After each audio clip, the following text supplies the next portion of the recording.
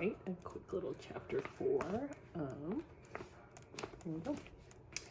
Charles stood at the bar in the village inn, and Charles was laughing delightedly at the funny stories the night-stranded drummers were telling. He got out his tobacco sack with its meager jingle of silver and bought the men a drink to keep them talking. He stood and grinned and rubbed his split knuckles, and when the drummers, accepting his drink, raised their glasses and said, "Here's to you," Charles was delighted. He ordered another drink for his new friends, and then he joined them for some kind of deviltry in another place. When Cyrus stumped out into the night, he was filled with a kind of despairing anger at Charles. He looked on the road for his son, and he went to the inn to look for him, but Charles was gone. It is probable that if he had found him that night, he would have killed him, or tried to. The direction of a big act will warp history, but probably all acts do the same in their degree, down to a stone stepped over in a path, or a breath caught at the sight of a pretty girl, or a fingernail nicked in the garden soil. Naturally, it was not long before Charles was told that his father was looking for him with a shotgun. He hid out for 2 weeks, and when he finally did return, murder had sunk back to simple anger, and he paid his penalty in overwork and a false theatrical humility. Adam lay 4 days in bed, so stiff and aching that he could not move without a groan. On the 3rd day, his father gave evidence of his power with the military. He did it as a poultice to his own pride, and also as a kind of prize for Adam. Into the house, into Adam's bedroom, came a captain of cavalry and 2 sergeants in dress uniform of blue. In the dooryard, their horses were held by 2 privates.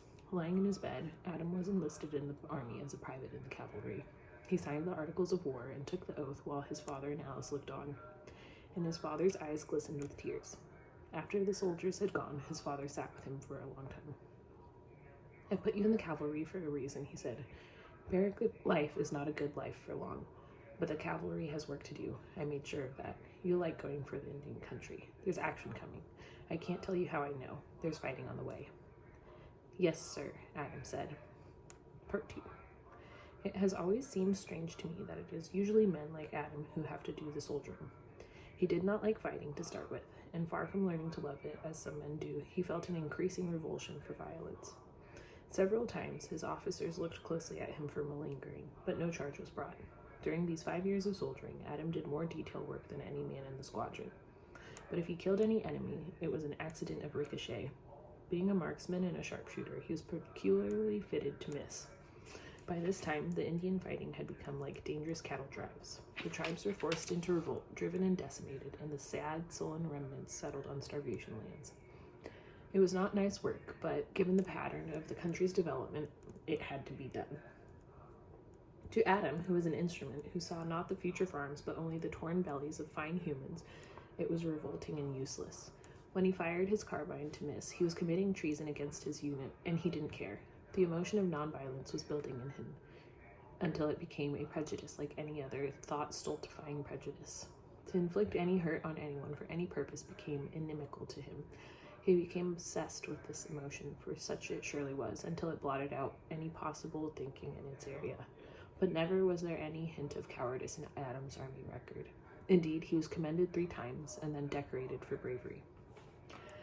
As he revolted more and more from violence, his impulse took the opposite direction. He ventured his life a number of times to bring in wounded men. He volunteered for work in field hospitals, even when he was exhausted from his regular duties. He was regarded by his comrades with contemptuous affection and the unspoken fear men have of impulses they do not understand. Charles wrote to his brother regularly of the farm in the village, of sick cows and a foaling mare, of the added pasture in the lightning-struck barn, of Alice's choking death from her consumption, and his father's move to a permanent paid position in the GAR in Washington. As with many people, Charles, who could not talk, wrote with fullness. He set down his loneliness and his perplexities, and he put on paper many things he did not know about himself. During the time Adam was away, he knew his brother better than ever before or afterward. In the exchange of letters, there grew a closeness neither of them could have imagined. Adam kept 1 letter from his brother, not because he understood it completely, but because it seemed to have covered a meaning he could not get at. "Dear brother Adam," the letter said, "I take my pen in hand to hope you are in good health." He always started this way to ease himself gently into the task of writing. "I have not had your answer to my last letter, but I presume you have other things to do. Ha, ha! The rain came wrong and damned the apple blossoms. There won't be many to eat next winter, but I will save what I can. Tonight I cleaned the house, and it is wet and soapy, and maybe not any cleaner. How do you suppose Mother kept it the way she did? It does not look the same. Something settles down on it. I don't know what, but it will not scrub off. But I have spread the dirt around more evenly anyways. Ha, ha. Did Father write you anything about his trip? He's gone clean out to San Francisco and California for an encampment of the Grand Army. The Secretary of War is going to be there, and Father's to introduce him. But this is not any great shakes to Father. He has met the President 3 or 4 times, and even been to supper to the White House. I would like to see the White House. Maybe you and me can go together when you come home.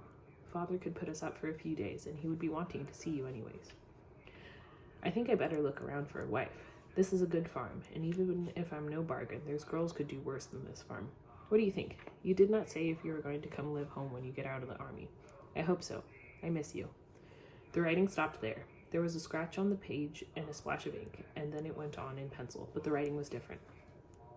In pencil it said, later. Well, right there the pen gave out. One of the points broke off. I'll have to buy another pen point in the village. Rusted right through it. The words began to flow more smoothly. I guess I should wait for a new pen point and not write with a pencil. Only I was sitting here in the kitchen with the lamp on, and I guess I got to thinking it come on late. After 12, I guess, but I never looked. Old Black Joe started crowing out in the hen house. Then Mother's rocking chair creaked for all the world like she was sitting in it. You know I don't take truck with that, but it sent me minding backwards. You know how you do sometimes. I guess I'll tear this letter up, maybe, because what's the good of writing stuff like this? The words began to race now, as though they couldn't get out fast enough. If I'm to throw it away, I'd just as well set it down, the letter said. It's like the whole house was alive and had eyes everywhere, and like there are people behind the door, just ready to come in if you look away. It kind of makes my skin crawl. I want to say. I mean, I never understood. Well, why our father did it.